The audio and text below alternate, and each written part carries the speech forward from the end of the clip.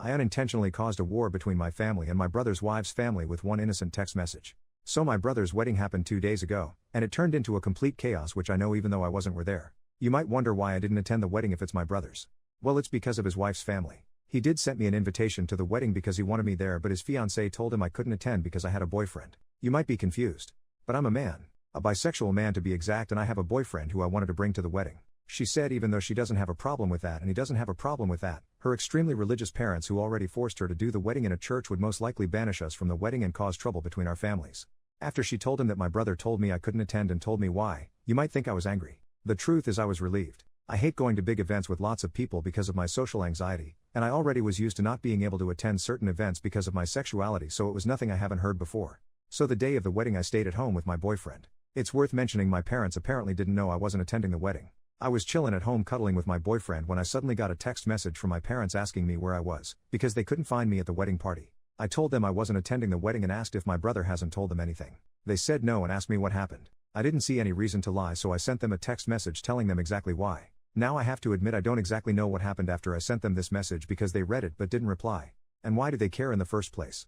They didn't notice I wasn't there before until the wedding was already over. They only noticed when the wedding party started. However, apparently my parents talked to my brother about it and all of a sudden my absence was the main topic of the wedding party. From what I heard, two fronts formed. On the one hand my parents and the rest of my family against the family of my brother's wife, and apparently he as a husband now felt compelled to take her side and tried to argue in her favor. It's crazy to think that I was just sitting at home living my best life with my boyfriend while all of that crap went down on his wedding. The wedding party was ruined and my brother appeared on my door angrily screaming at me, asking why I felt the need to ruin his wedding.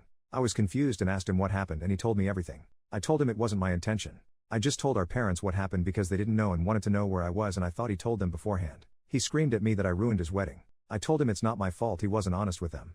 I just respected their wish to not attend the wedding. I couldn't know it would go down like this because like I said, I couldn't attend several events before because of my sexuality and my parents never said anything about it, so I thought it would be the same thing here. But I gotta admit it's kinda sweet that my parents and the rest of my family stood up for me. They haven't done it before. That's a more than welcome change. But I still feel kinda bad because apparently I really ruined the wedding party.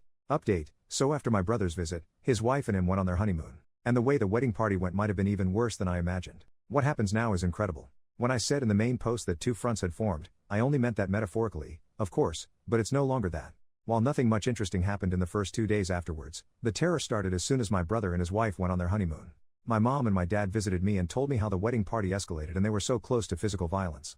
I thought it was funny at first, but this truly bothers me. I also want to point that you did a great job at convincing me it's not my fault, but hearing my parents' side still gave me a bad feeling in my stomach. However, like I said, the terror started shortly after they went to their honeymoon. And when I say terror, I mean that my sister-in-law's family found both my Facebook and Instagram account and started spamming me with hateful messages.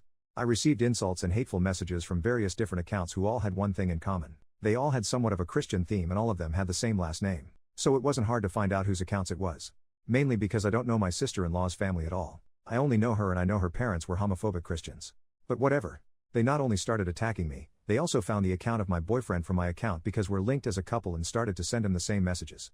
The messages contained on one side typical bigot stuff like, "You're burning in hell for your sins." One even called me and my boyfriend two devils in disguise. The other side were just blatant insults.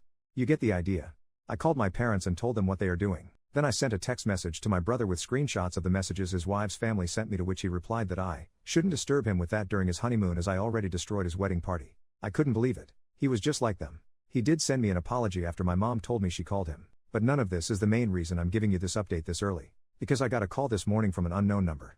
I hesitated because I thought it was one of them. And I was right, but it was none of the people who insulted me. I heard a woman's voice who introduced herself as the half-sister of my brother's wife. She said it didn't go unnoticed what her family was doing and she wanted to apologize for them. I told her I'm not going to tell anyone in her family about this and that I don't blame her for her family's actions.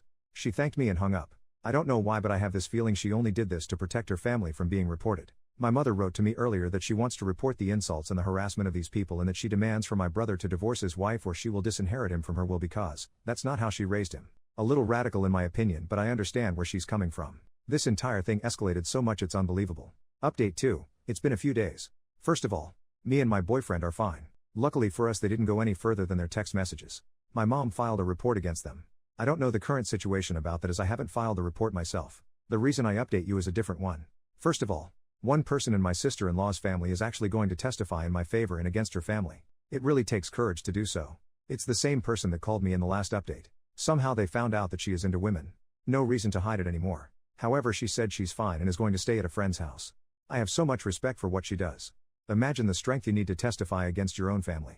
I now feel bad for assuming she only called me to save her family from being reported. More importantly, what is the current situation with my brother? Well, my mom talked to him and told him to leave his wife or she will disinherit him from her will. He decided to stay with his wife and my mom made her threat come true. He's no longer in her will. My father did the same. When I visited them, I also told them that I wish that this entire situation went different. They assured me it's not my fault, but I feel like if it wasn't for me then my family wouldn't be ripped apart like this. Haven't talked to my brother since then. My boyfriend feels similar. He also told me he kinda feels responsible for all this chaos. I assured him it's not his fault, but honestly I wasn't even sure if I could say this in my position.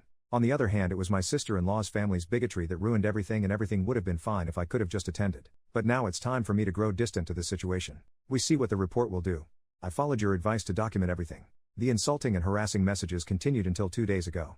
So I have much to say about them. Unfortunately, homophobia is still very much normalized in our society. I already said it in a post in my profile, but the reason I'm so calm and casual about the situation is the simple fact that I'm used to situations like this. They don't get to me anymore. If I let any insult get to me, I wouldn't make it for a long time. It's a coping mechanism. I've been into situations where I was sent to the hospital because I kissed my boyfriend in public. So insults and harassment like theirs is nothing I haven't seen before. Final update. So last time I told you my mother was pressing charges against them, and to my surprise we won. They weren't going to jail or anything, but they had to pay for their actions. Literally. There was one incident where my sister-in-law's dad was actually trying to find out where I lived and asked my brother who told him. Only God knows what he would have done to us if we still had lived there. But in the time span of the last 2 months, me and my boyfriend moved to a different place which my brother didn't know anything of. Also, their social media accounts were deleted. However, I don't know if this was part of their punishment or if they did it themselves. My mom has also carried out the threat towards my brother and disinherited him from her will. After he came back from his honeymoon, he begged her to put him in again. She said only if he apologized to me. She invited me and my boyfriend over and my brother sat in the living room with this mad look on his face. She made him apologize, but I didn't accept this apology because I could tell it wasn't sincere. He did it because he had to and not because he was actually sorry. I told my brother that I am disappointed in him for who he became. Before that we had this huge bond, usually never judged each other for stuff like this, and all of a sudden he has such a problem with me having a boyfriend. I just don't get it. I told him that I miss the old him. He didn't respond to anything. He just sat there quietly staring at the bottom. After I finished, he just got up and left. This was the last time I spoke with him, and it's already been a few weeks since this happened. My parents paid much more attention to the discrimination I face since this incident. They wanted to learn more about the problems I face as a queer person. I really love them. My dad even got a bisexual pride flag for me and asked if he could hang it in our bedroom. I love that I have such great parents. I just wished for my brother to become the person he once was.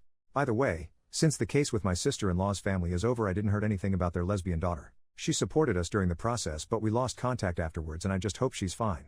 New update. The final update of my story happened 6 months ago, and I figured some of you might be interested in how things are currently going. There have been some things that happened. First of all, I want to give you an update about the sister of my brother's wife. Around 2 months after my update, she texted us and asked if she could come over. We talked for a while and I was relieved to find out that she is fine. She said that she moved in with her girlfriend when the case was over, simply because her parents and the rest of her family had disowned her and threatened her with physical violence if she dares to return. However, the relationship with her girlfriend ended after a while, and she asked us if she could stay for a few days until she found something. She stayed with us for 2 weeks. During that time, my parents had visited us and offered her to stay with them because they had a big house with some free space. She stays there currently because she wanted to study, and my parents had no problem with letting her stay a little longer. Me and my boyfriend also help her out financially a little bit. We included her into several different celebrations such as Christmas and New Year's Eve, and I feel like she is the sister I never had. What's probably more interesting for you is how my brother is currently doing. The truth is, I don't know exactly. We haven't talked since the apology. However, he actually tried to attend our Christmas celebration party, but the moment he appeared, my dad kicked him out and said that, and I quote, "This homophobic rubbish is no longer allowed in my house." I love him. Oh, by the way, of course, both went through with disowning him. My boyfriend and I are still together, and I feel like he might be the one I want to marry. This entire situation made our bond so much stronger. I plan on proposing to him, but there are so many ideas floating around in my head for the proposal that I can't really decide which one. Also, the social media accounts of my sister-in-law's family had disappeared entirely. All of them, but I assume they already made new ones under a new name. I'm just glad all of this is finally over. I don't have any compassion left for my brother. I just wish he had never developed this way. Everything that happened to him, he brought it on himself. If you guys want, I can update you when I'm engaged. Thanks for reading. Wish you all the best.